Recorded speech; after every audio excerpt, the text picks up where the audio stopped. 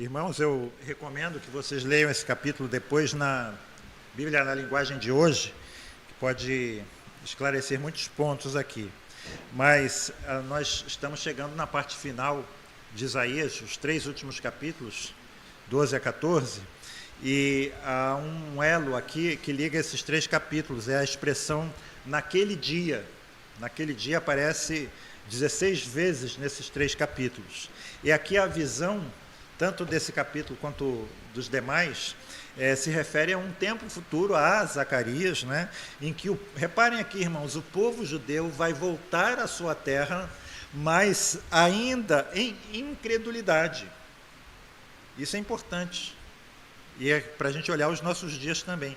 Mas, mesmo estando nesse estado de incredulidade, Deus promete que vai abençoar o povo. Reparem como há algumas expressões aqui que nós não costumamos usar mais, gavela, né, no verso 6. Ou seja, embora o povo de Deus seja aparentemente, o povo judeu seja aparentemente pequeno, fraco, poucos em número, isso não importa. Eles vão derrotar povos mais poderosos, aparentemente, mais numerosos, aparentemente. E se você olhar o mapa daquela região, você vai ver que as nações árabes ocupam um espaço aproximadamente igual ao Brasil. E Israel é menor do que o menor estado brasileiro, Sergipe. Então você imagina ali Sergipe rodeado pelo restante do Brasil, e todo esse restante são povos hostis. Há uma prova da existência de Deus? É a existência desse povo, né, que, embora aparentemente tenha tudo para ser derrotado, não é derrotado. E aqui o verso 2 diz que Deus vai fazer de Jerusalém um copo de temor. Você olhar na Bíblia na linguagem de hoje, é um cálice de vinho que vai embebedar todos os povos que querem exterminar a Israel, como está acontecendo, né?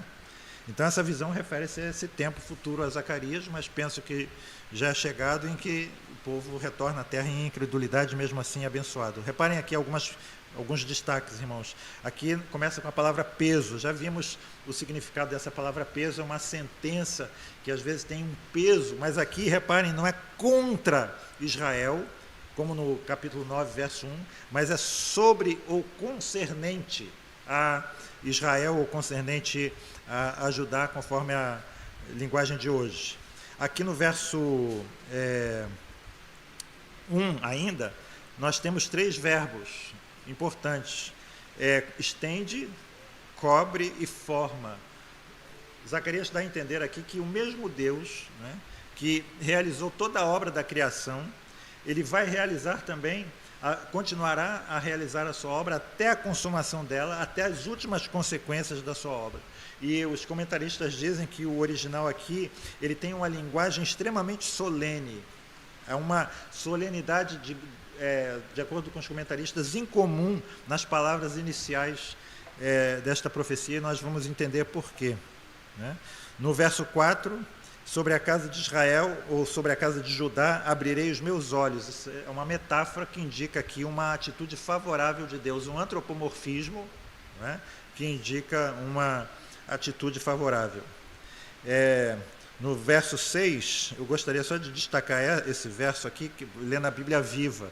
Naquele dia, farei das famílias de Judá um pequeno fogo que queima uma grande floresta. Uma nação pequena, mas que, né, queima uma grande floresta, como uma pequena tocha entre os feixes. Agora, a partir do verso 10, irmãos, até o verso 14, nós lemos sobre o arrependimento que Deus vai conceder a Israel. E é muito importante que a gente lembre isso como calvinistas. É Deus que concede o arrependimento a Israel, e é Deus que concede o arrependimento a todos os povos gentios. Essa é a promessa aqui de Zacarias. Reparem que em seguida a vitória de Israel sobre os seus inimigos, em seguida o livramento que Deus dá a Israel sobre os seus inimigos, Deus diz aqui que ele vai derramar sobre a casa de Davi, sobre os habitantes de Jerusalém, o espírito de graça e de súplicas. Olharão para mim a quem traspassaram e o prantearão. Precisa de mais explicação? Um eco de Isaías, capítulo 53, o Evangelho de Isaías. Não sei se vocês já viram no YouTube um homem conversando com os judeus em Israel, ele lendo certas passagens como essa aqui, e ele perguntando assim para os judeus que não entendem muito de Bíblia, né, infelizmente, essa passagem aqui está no Antigo ou no Novo Testamento? E invariavelmente eles dizem Novo Testamento. E aí ele diz, não, esse aqui é o profeta Zacarias. Não, isso aqui é o profeta Isaías. E eles ficam surpresos. Reparem que o orador aqui é o Deus Todo-Poderoso, é Jeová.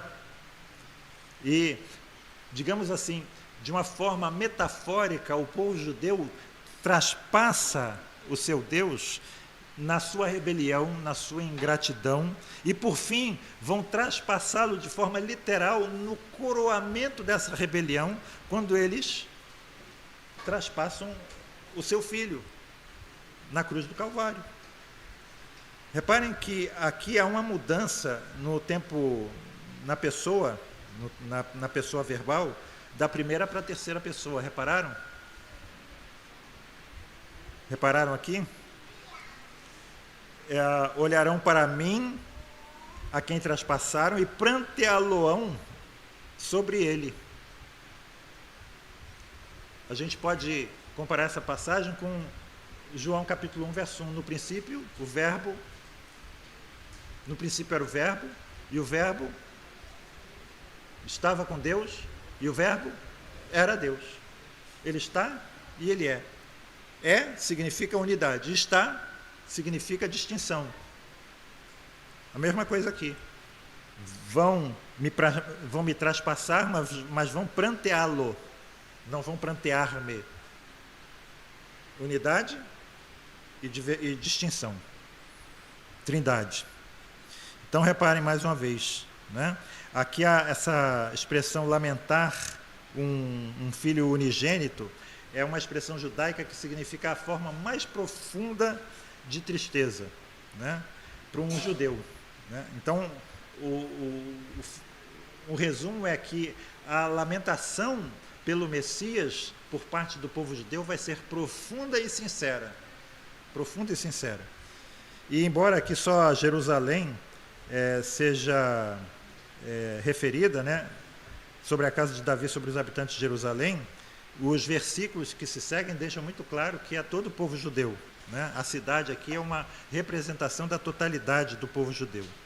E os versos 12 e 13, essas famílias que são referidas aqui, vários intérpretes consideram que essas famílias são representantes de todas as camadas sociais. A linhagem ou a casa de Davi representa a família real, a linhagem ou a casa de Natã, os profetas, a linhagem profética, a linhagem ou a casa de Levi, o sacerdócio e os levitas, né? A linhagem da casa de Simei, os escribas, os mestres, ou seja, o pranto vai ser universal. E é interessante que o pranto vai ser também solitário, cada linhagem ou cada família à parte, as suas mulheres à parte, ou seja, pecamos individualmente e o arrependimento também deve ser individual, embora haja também, como vocês podem ver aqui, um aspecto coletivo, um aspecto nacional nesse arrependimento. E é interessante também que os comentaristas se referem que a menção das esposas prantearem à parte está ligada naquela época, à prática de homens e mulheres se sentarem separadamente. Existem ainda umas poucas igrejas que fazem isso, né? Mulheres de um lado, homens de outro. Vamos fazer uma experiência aqui na igreja, um dia desses, qualquer dia desses? Né? Então, terminar aqui, irmãos. O pranto por Cristo começou na hora da crucificação, o número dos pranteadores aumentou grandemente no dia de Pentecostes, ao considerar que pelos seus pecados todas as pessoas foram envolvidas no traspassamento de Cristo, o choro de todo aquele que se arrepende é o cumprimento parcial desta palavra profética. Mas o cumprimento total desta palavra ocorrerá quando todo o Israel vier a ser salvo. Nós acreditamos nisso. Que Deus possa apressar a sua obra no decorrer dos tempos. Deus nos abençoe e abençoe a leitura da sua santa palavra, irmãos.